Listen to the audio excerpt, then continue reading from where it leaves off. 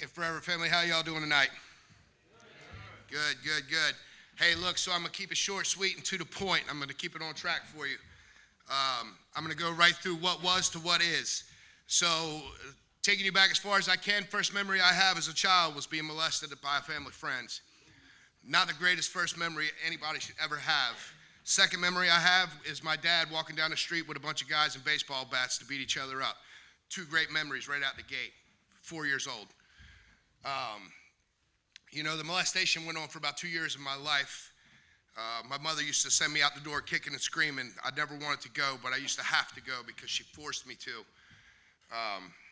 I learned real quick that was not something I wanted in my life. But I remember at that same point in time, I had a good memory at the same time.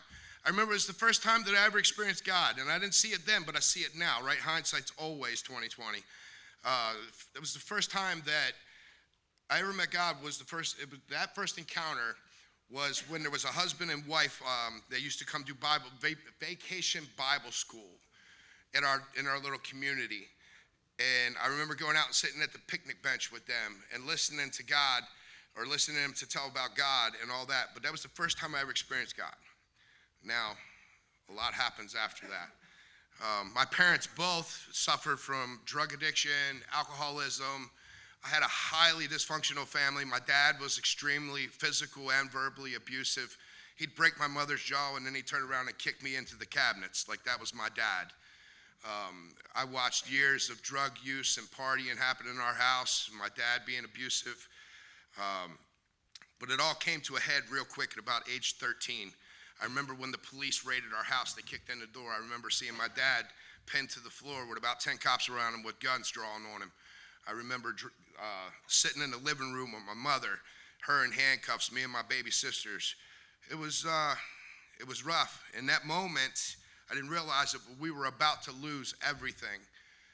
The police let my mother go that night, and my mother went on the run at that point and left me at the house. I was 13 years old. She said, "Son, you got to pack up everything here. Your uncle from Kentucky's coming, and you're going to help him load up the truck, and then we're going to move to Kentucky." I'm like, "What?" So I did. I packed up all the house by myself, 13 years old, and met some weird dude that claimed to be my uncle and helped him load up a truck. And then we got in a single cab with me, my mom, my two sisters, and my uncle, and drove all the way to Kentucky. It looked like Beverly Hillbillies. The truck was stacked 15 feet tall. It's crazy, right? So, but at 13 years old, I was angry. I just lost my dad. We're living in a place that I had no idea. I knew nobody, knew nothing about the area. Lost all my friends, all my possessions. Everything was gone in a moment. It made me very angry at 13. If any of y'all have teenage boys, you can imagine how that probably panned out, right? So, my mom, we're there for a year. Things are not really going that well. And then my mom starts working at a bar, and she meets this dude. And she tells me that we're going to move in with this dude. And we do. And this guy, he tries to play like he's my father. And now, mind you, I'm 14 at this point. That did not go over well for me. I put the man's head through like 5 walls. Was detained by the police multiple times for beating him up. It got to a point where we had one real bad blowout, and my mom finally, she had enough. She come to me and she said, "It's my turn to be happy. You got to leave." 14 years old. I had nowhere to go, no family around. I was completely alone. I hit the streets. I stayed on park benches. I had a couple of somewhat friends that I had made in the last year, so I bounced from their houses to the park bench and back and forth. And then finally, I ran into some other people. I was looking for a place to belong. I was looking for something more in life. I wanted to matter and be a part of something. And so what did I do? I thought it would be a great idea to join the gang. And so I joined a gang, 14 years old, not realizing what that was going to do to my life. For the next couple years of my life, I did more drugs, drank more alcohol, and home invasions, you name it. You think gang-related stuff. Teenagers, I was right there. I had something to prove, and it was to prove it to myself, because if I did these things that they asked me, then I belonged, and they showed me love, and they gave me money, and it made me feel important. That was a real great lie that I bought, because they didn't care about me at all. So this goes on for a couple years. 16, I get a phone call from my father. He gets out of prison. My father calls me up. He says, hey, man, you want to come home? Absolutely. Let's get it. So I go home. I come back from I go back to Maryland, live with my dad. Things go all right for about a year. I start going to church. I check out this youth group. I start, thinking that I'm on a different path, playing sports. Things are going good. And then my dad gives me this choice. He comes to me one day. He says, son, here's my thoughts. You can either stay in school and get that diploma, or you can quit right now and come to work for me full time. That was an easy choice. Dropped out of high school because they weren't teaching me nothing worth having in my head, and started chasing money with my dad. And that put me right back into the worst environment. If any of you work construction, you know that construction is known for certain things. A lot of party animals, lots of drugs, lots of alcohol. The environment just is not the greatest in most places, especially for a young man. And so all that did was send me right down the journey even faster, partying, drugging it again, drinking again.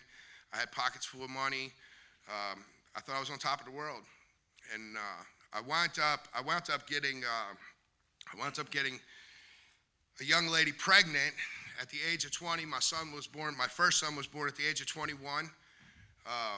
Shortly after 6 months after turning 21, I was partying so hard. I was doing a lot of drugs, and I was hungover one night.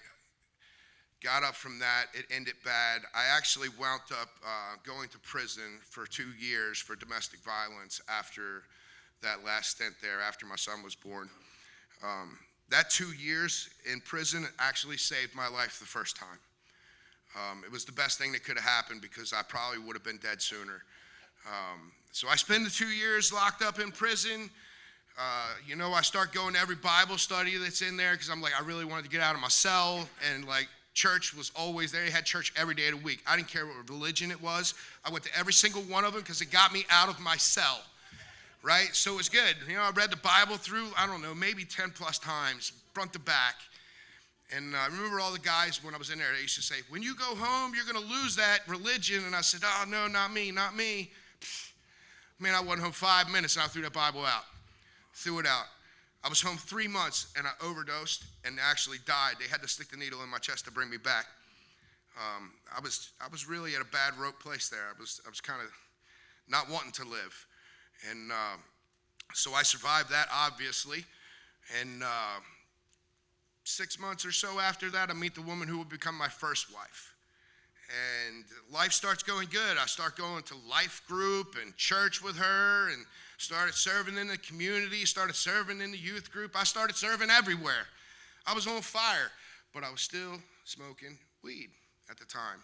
So I was kind of living and doing pills still, but most people didn't know that. I was good at manipulation. You only knew what I wanted you to know in that season of life anyway. It gets worse further down the road. Things go really great. But the whole time, my first wife, she had cancer. She had 5 different cancers by the time she died. But before she dies, we have a son. He was premature, lived for a week. His organs weren't far along enough to sustain life, and he passed away. And then a year and a half later, my wife passed away, lost her battle to the cancers. When that happened, my life completely spiraled out of control. I started drinking myself to sleep. I started going back to hardcore drug use. And as a matter of fact, even as she was dying, I actually relapsed back into hardcore drug use, started smoking crack cocaine. The night that I signed the papers to put her at ease, I went out and smoked an 8-ball of crack cocaine right before I signed those papers and watched her take her last breath. At the time, it seemed like the thing to do because I didn't want to feel anything, but, looking back, it was one of the things that caused me the most regret in my life. So I get through that season. About 6 months after she passes is when I actually met the woman who would become my current wife, sitting back there in the back. Right away, she got pregnant. Our relationship started real fast. I think it was 6 months, maybe 6 months into our relationship, we wound up becoming homeless. Bad roommate situation kicks us out. Now she's pregnant, and we're homeless, and we got nowhere to go. Once the money ran out, we had to hit the street. I remember her and I, It was '09 when we had that 3-foot storm of snow. And I remember her and I walking around Glen Burnie, Maryland, in that 3 foot of snow. We wound up trying to sleep in the bus terminal benches. We tried to sleep in a parking garage. I remember wandering the streets aimlessly. Fortunately for us, they had a homeless shelter over there that we were able to get into. And once we got into the homeless shelter, we were able to kind of reach out to some friends and get a little bit more sure footing under us. We wound up getting into another roommate situation, and the journey started to get a little better for a season. You know, our first daughter, Serenity, the oldest one that's back there with us tonight, she was born, and that first few months of that season were really great for her and I. And that was short-lived, though. She had a stepmom, and they invited us to move to Ohio. Like, Ohio was going to be a fresh start, a new start, where I could escape everyone who knew me. Gosh, did I not know that I was going to find myself when I got there? Because I found myself, and I found it 10 times worse. I wound up getting hooked up with running a roofing crew up there, a 10-man roofing crew, and that just turned into another cocaine fest of my life. Things got so bad I thought somebody was going to kill me up there. We wound up bolting out of there and coming back to Pittsville, Maryland. And let me tell you about Pittsville. Pittsville is it lives up to its name. It is Pittsville. Again, we ran back here. I thought I was going to get it together. Met the next door neighbor, and wouldn't you know, he just happened to have Percocets. And I was like, oh, you're my new best friend. Which quickly caused more problems. So Jen and I, we wound up getting back on our feet. I get a good job. We start getting, we got a new home. Like, we started moving and doing really great, outside of the fact that I was still getting high on pain pills. That pain pill addiction, from the time we left Pittsville and moved to Salisbury, that pain pill addiction had made it up to over $2,000 a week. And then that wasn't enough, because then I had to add the cocaine back, because the pills weren't cutting it anymore, because that's what happens. You do enough, and then it just keeps building and building and building. And so for the first 4.5 years of our marriage, of our relationship, we weren't even married at that point, out of our relationship, I drug her through living hell. We lived in crack houses with no electricity, no hot water. I didn't even have $5 at the end of the day to buy a hot and ready pizza from the Little Caesars to feed us. Like, it was one of the worst time periods ever. And I did drag her through a lot of horrible things. And it actually got so bad that it got to the point where she was ready to leave. She was ready to take both our daughters, pack her bags, and leave me high and dry. And she had every right to. She had every right to. And it was 4th of July. It'd be 10 years this year. It'd be 10 years. 4th of July weekend. I got a $3,000 company bonus plus a big old fat paycheck working 100 hours a week. And I went and I blew it all in 3 days, 4th of July weekend. We took our daughters grocery shopping that Sunday, and just to get barely enough groceries to scrape by for another week. And my oldest daughter, she looked at me, she was 4 at the time, and she looked at me and she said, Daddy, can I have a ring pop? Because, they put all the candy next to the cash register on purpose. And I had to tell her no, because I didn't have no money. And she started that ugly cry, the ugly cry kids do, that just like all out bawl, like, ah! Yeah, that was her. And it broke my heart. It broke my heart. At that moment, I realized how bad off I had gotten, how much of a piece of crap I had become. So when we got home from the grocery store, I pulled my wife aside and I confessed everything, because she only knew about some. She didn't know to the extent of what I was doing. She was always curious why we didn't have no money, but I always had a great excuse. But I laid it all on the table. And then the next day I went to my boss, and I laid it all on the table with my boss. And I expected to be fired and divorced through this. But to my shock, my wife was the greatest thing, the greatest support system for me in that moment. I went to try to get into rehab like so many people get in. And you know what they told me? You look too good on paper. I was scheduled to make over $100,000 that year, and they said, there's no way we're giving you benefits. I'm like, I'm a drug addict. I spent it all on drugs. I need help. They said, I don't care. Figure it out. So I went home, and I told everything to my wife, and then I chose to self-detox. And it was the longest 3 weeks of my life. That was just the getting over the knife. But that 3 weeks, I thought I was going to die. She nursed me back to health. hot baths, massages, blankets, food that I didn't even want to eat, like all the things she made sure I was taken care of. My boss, instead of firing me, gave me a whole month's salary pay to give to my wife to support our family while I got better. It was like, wow. So I get over that knife edge, and I call up an old mentor of mine, and I'm like, hey man, I need a CR, I need to Celebrate Recovery, I need a program. And he said, all right, give me a minute. And he's Googling while I'm on the phone with him. He says, walk out your front door. Okay. I walked out the front door. He says, look to your left. Right over in the corner of that parking lot is a big giant church. And they got a recovery program. It happens tomorrow. Make sure you're there. And I was like, there's no way this just happened. So I go to the recovery meeting first night. And I get in that recovery meeting, and I'm just like you, everybody's praising Jesus, and it's all weird.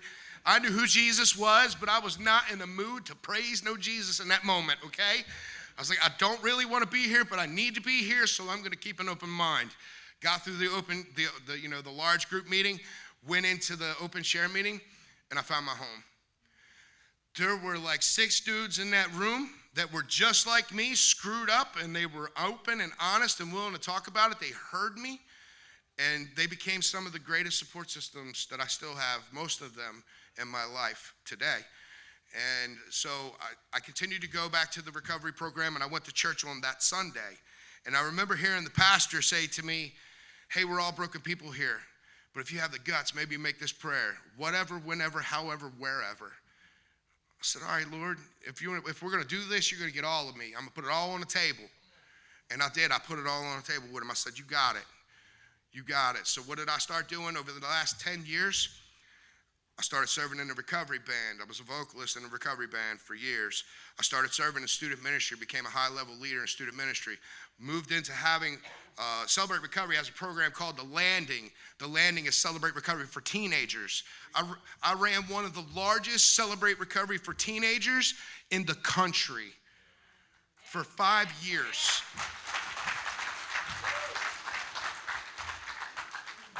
All great things that were happening. And then so, I get in going into that 6th year, and my back starts failing, my knees start failing, my shoulder starts failing, my body starts breaking. I'm doing construction work still, it's my job. And so my body was falling apart, and I was like, I don't know what I'm gonna do. My partner at the time came to me and said, hey man, you're becoming an insurance liability. What are you gonna do? And at that moment, I realized that my construction career was probably over for at least, at that time I thought forever. And so I went home, and I remember I took my wife out to Walmart, and we pulled into the Walmart parking lot, and I parked, and all I could do was sit there and cry like a baby. And she talked to me, and I told her everything that was going on. I'm like, I'm gonna lose my career, I don't know how I'm gonna support the family, what we're gonna do, all the things. And then she says to me, hey, there's this Larry Davis guy out there at Grace, he's still looking for a student guy. Maybe you should give him a call. So I call up Larry Davis. He's the pastor at Grace for Church, where I currently am today. And I say, hey, man, are you still looking for somebody? I'd love the position. And he says, yeah, send me a resume. I was like, a resume? I got a nail bag in the car. What's up? He said, I don't care. Just write something on a napkin. I didn't write nothing on a napkin. What I did was I went home and I wrote a paper that I felt explained who I was. And the paper was called The Fire Starter. And I talked about it in there. I talked about how, you invite people over for a bonfire, and it's cold outside.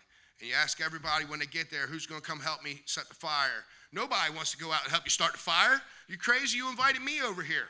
So I go out and I start the fire, and I fight against the wind, try to get the flame to catch. And finally, the flame catches, and then the fire starts to blaze. Everybody looks out the window, and they realize the fire is blazing, so they come out, and they get around the heat of that fire, and they have a great time for the rest of the night. At the end of the night, they come up to you, and they thank you for such a great night and such a great fire. And the moral of the story is, it takes somebody to go out and start the fire before anybody else will come around it to feel it. But you got to be willing to do something about it, right? So I get the position at Grace. 4 years ago, they ordained me as a pastor. I went through seminary.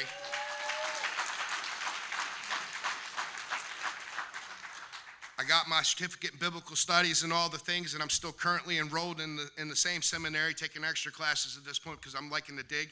I oversee student ministry at our church, recovery ministry at our church.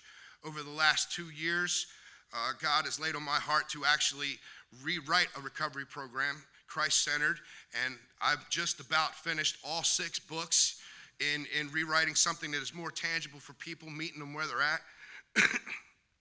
You know, one of the things that we've added topical conversations about everyday issues for everyday people, right? Because the bottom line is the drugs, the alcohol, all those things, those are symptoms of an underlying problem, okay? And we don't like to talk about the actual problems in the day-to-day life. The things that we just walk past and walk through, we forget to acknowledge. But we got to take time to stop and realize that these little battles become big battles over time. If we can deal with the everyday life issues and help each other cope through the things that are constantly happening in our lives, if we can get real about those things, they don't become the things that hold the deeper seed in our life. But we got to get it out in the open. We got to be willing to talk about it. I know every recovery program I've ever been at that has anything to do with church, everybody said, everybody in church needs to be in here. Amen, right? Yeah, amen. Yeah, that's facts. You know why? Because everyone needs Jesus. Okay? And yeah, everybody needs Jesus. And most recovery programs are based on the Beatitudes.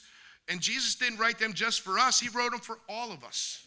You know what I mean? So when I hear people say things like those people, it makes me think, you mean us people? Because if you're not identifying it as us people going through this life together, then you are those people, right? It's facts. It's facts. But here's what I know.